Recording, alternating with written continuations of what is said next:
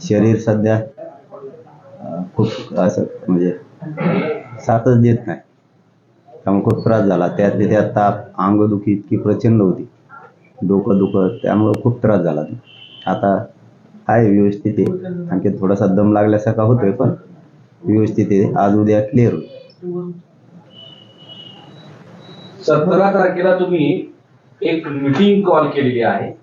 ती मीटिंग कशासाठी, त्याचं स्वरूप काय असेल, कुणाला कुणाला निमंत्रण दिलेलं आहे, ती कुठे होणार आहे, त्याबद्दल आम्हाला 17 डिसेंबरला मराठा समाजाची बैठक बोलवली.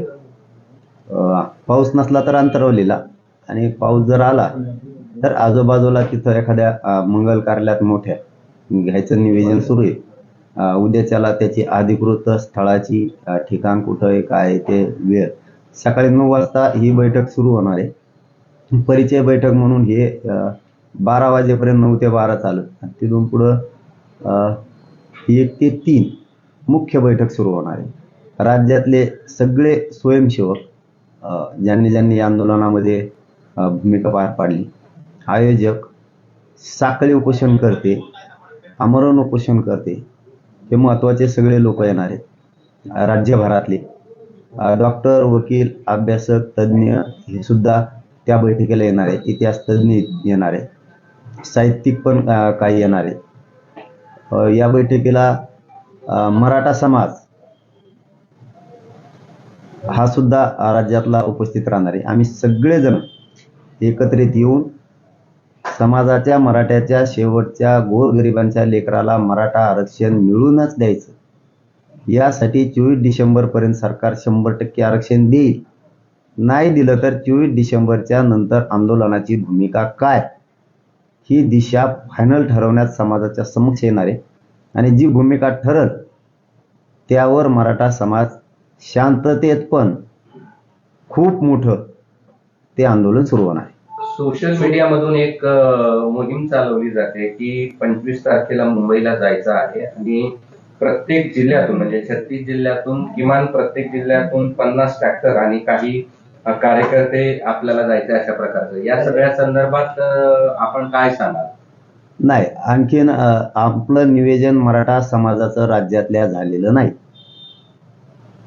परंतु 17 तारखेला एकदा डिसिजन झालं मग मात्र जी आंदोलनाची दिशा असेल ती ताकदीने होणार आहे. मग ते कोणची असो, ती आज सांगणं अशक्य आहे.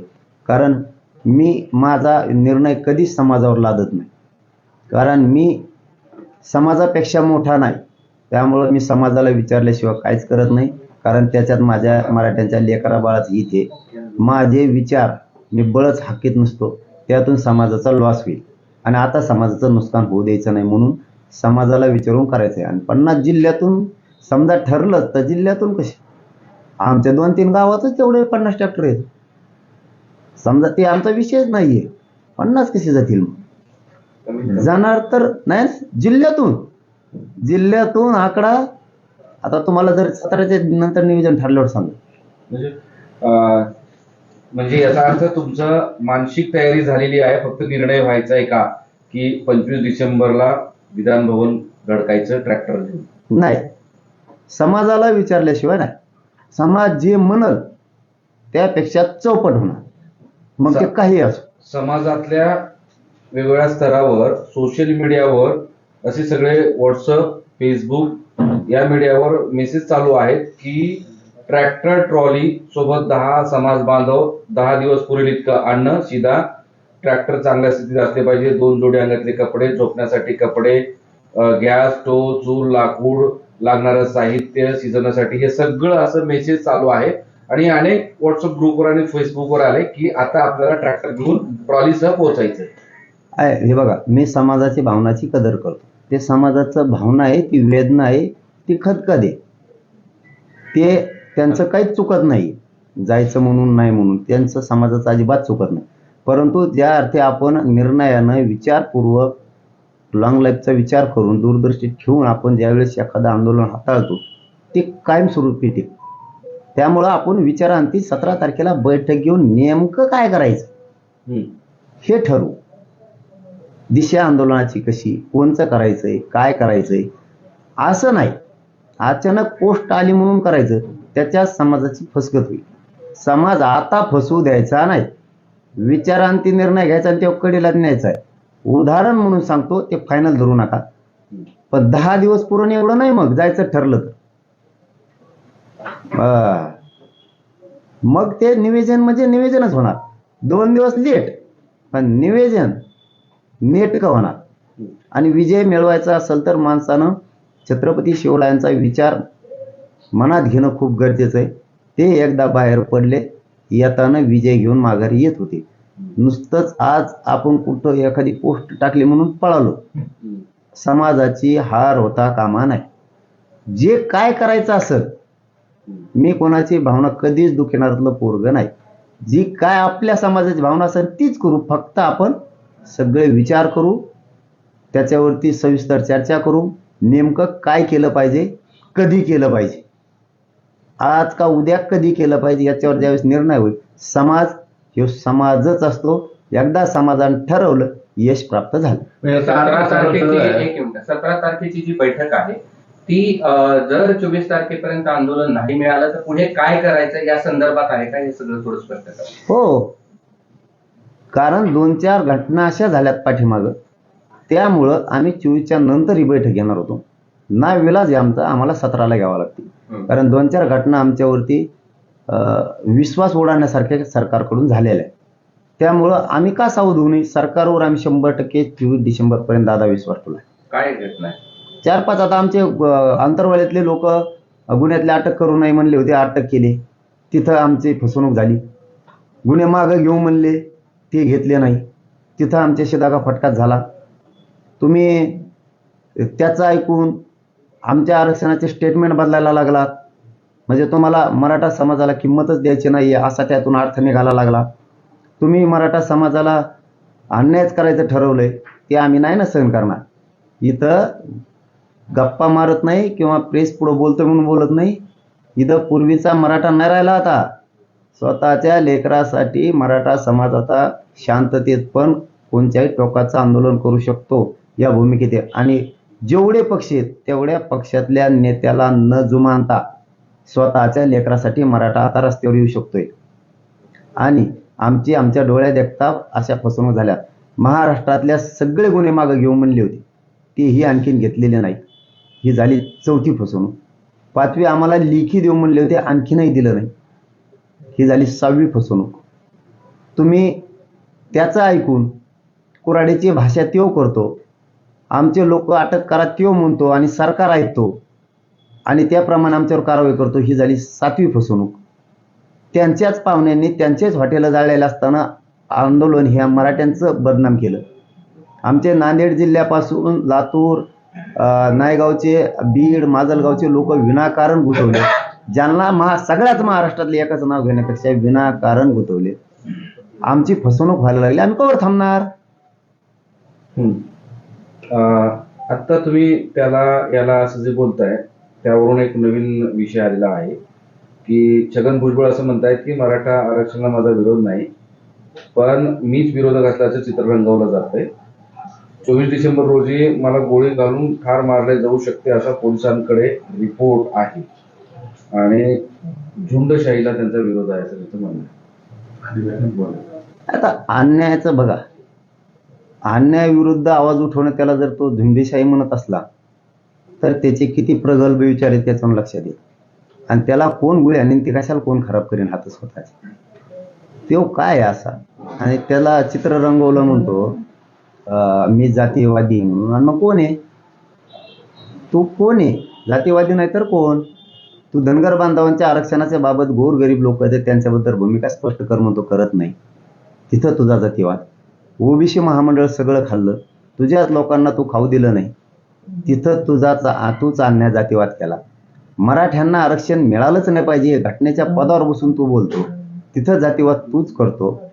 सगळ्या गोष्टी हाताळायच्या तोच. कुऱ्हाडीची कोयत्याची भाषा तोच करायची, पाय तोडायची भाषा तोच करायची, करायला बी लावायची. आंदोलनं गावागावात उभा करायला लावायची, तोच करायला लावायची. परत म्हणायचं मी द्वेषी नाहीये. आणि तुला कोण गोळी मारीन कशाला? इतक्या खालच्या दर्जाला जाणारे विचार मराठ्यांचे नाहीत. आणि तुला मारण्यापासून मराठ्याचं काही गुंतलं नाही. आरक्षण घेतो तर आम्ही 100%. तुला काहीच करायची गरज नाही.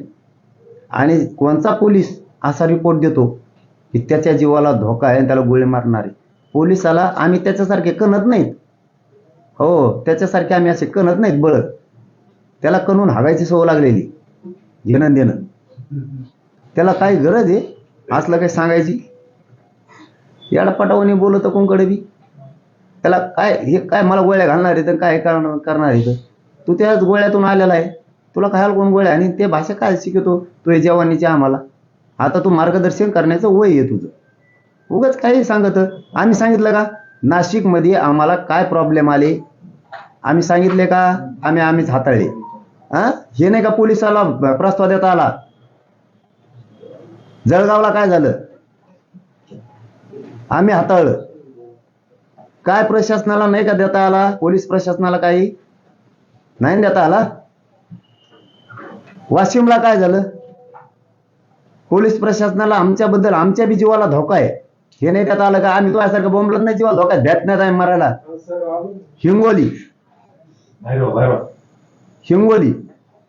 हिंगोलीत काय घडलं? आम्हीच हाताळलं. तो यासारखं असले कणलो नाही. आम्ही म्हणलो का आमच्या जीवाला धोका इथं अशी अशी गोष्ट होती. ती संशयास्पद आहे का कशी होती तपासली का? आमच्याबद्दल पोलिसांनी दिला का मग रिपोर्ट? आम्ही म्हणतो का? आम्हाला गरज नाही. ते खरं आहे का खोटं आहे तुम्ही तपासा. खोटं असलं तर सोडून द्या, खरं असलं तर द्या रिपोर्ट. दिला का रिपोर्ट आमच्या जीवाला धोका आहे म्हणून पोलिसांनी? मग का नाही दिला? काही जिल्ह्यात 24 ला सांगणार आहे. तुमच्या प्रश्नाचं उत्तर मी आज नाही सांगणार. काय धोका आहे काय त्या वेळेस घडलं ना आम्ही बघितलंय ते आम्ही 24 ला सांगू. तर आम्हाला काही अडचण नाही, काही होत बी नाही आणि आम्ही कशाला भेद बी नाही.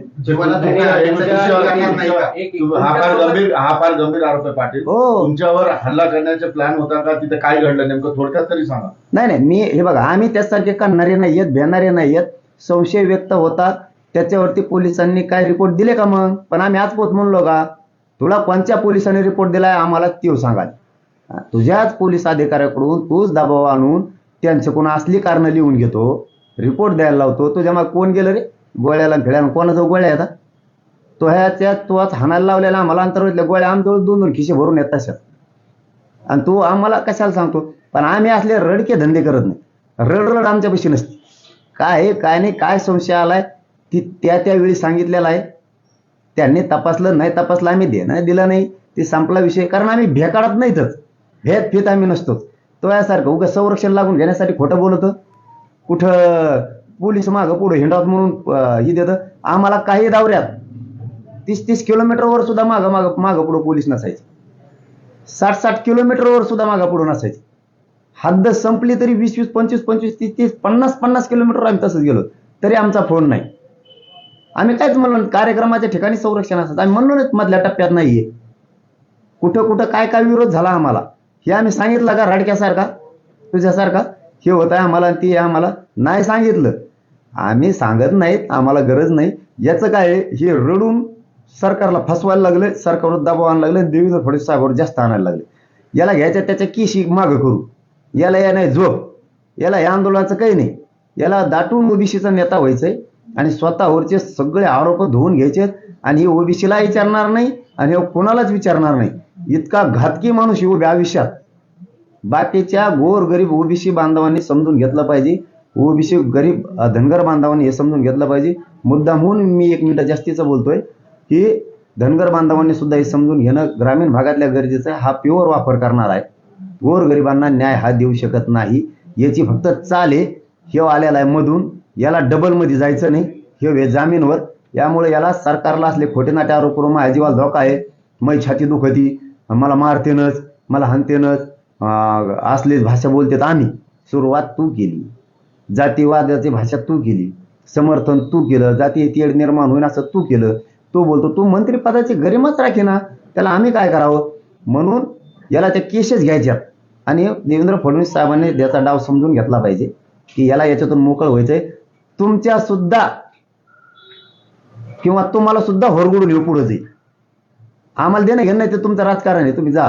पण ह्यो घातकी माणूस हे विश्वासघातकी माणसाचा ऐकून तुम्ही मराठ्यांच्या लोकांवर अन्याय करू नका. नसता सरकारच्या विरोधात सामान्य मराठ्याचा जास्त रोष वाढायला लागलाय. जे कोणी ठराविक नेते असतील मराठ्यांचे त्यांना आरक्षणाची गरज नसेल, ते मराठ्याकडून बोलत नसतील. हे मराठी टीव्हीवरती रोज बघतायत. आपल्या बाजूने कोणचा नेता बोलतो, कोणचा बोलत नाही, कोण आपला आहे. त्यामुळं गरिबाला लागतंय, त्याचं ऐकू नका, ही सरकारला आमची विनंती.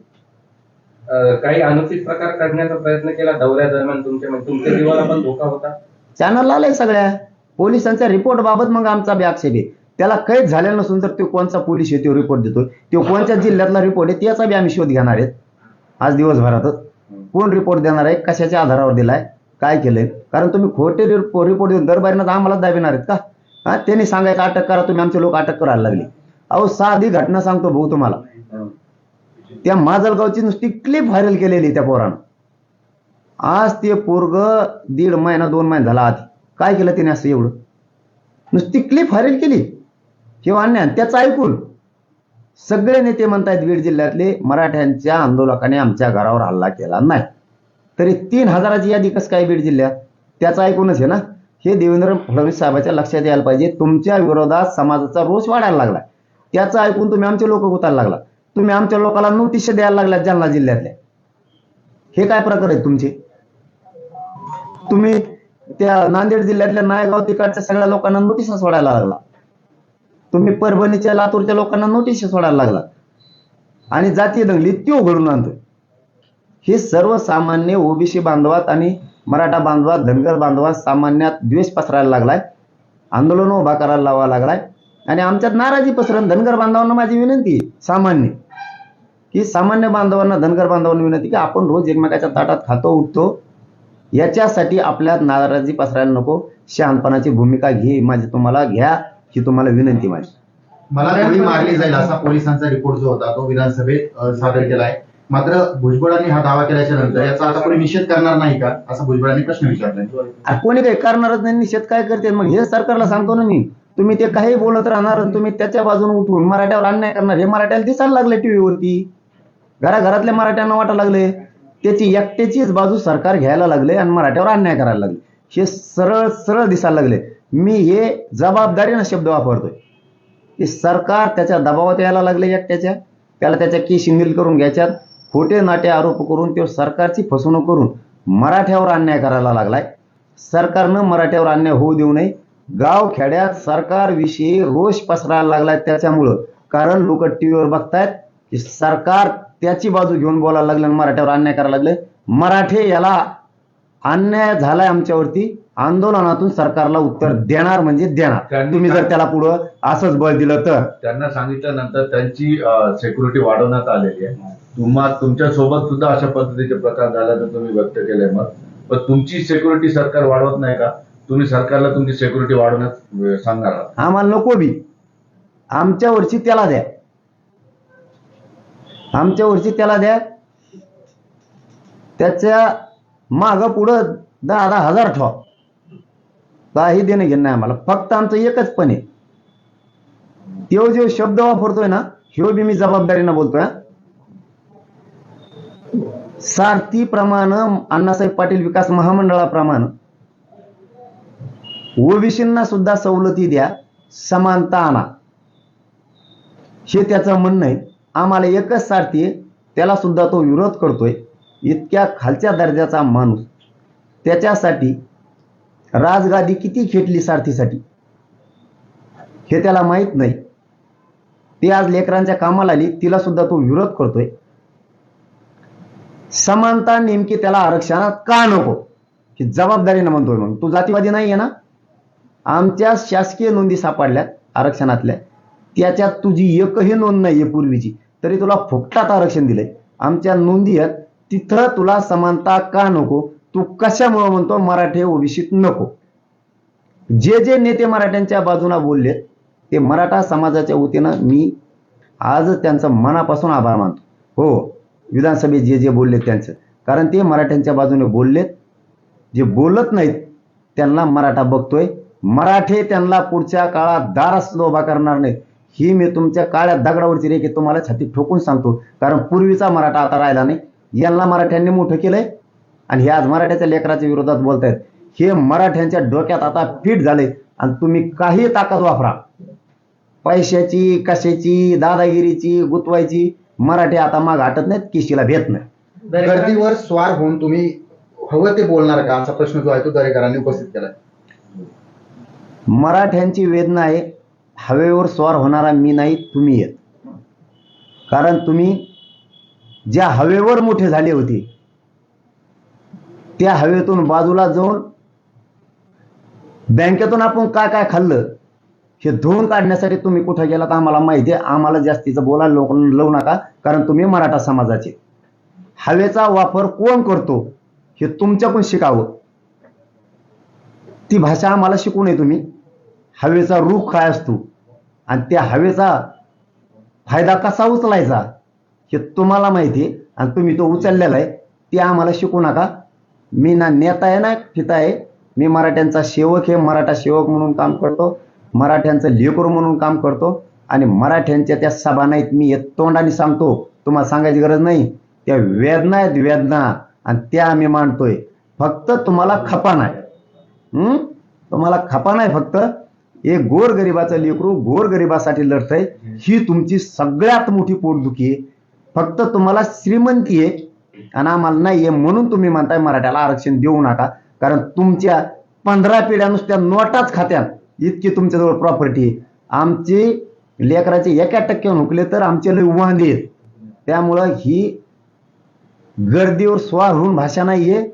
त्या गर्दीची वेदना हा पठ्ठ्या बोलतोय आणि बोलत राहणार आहे.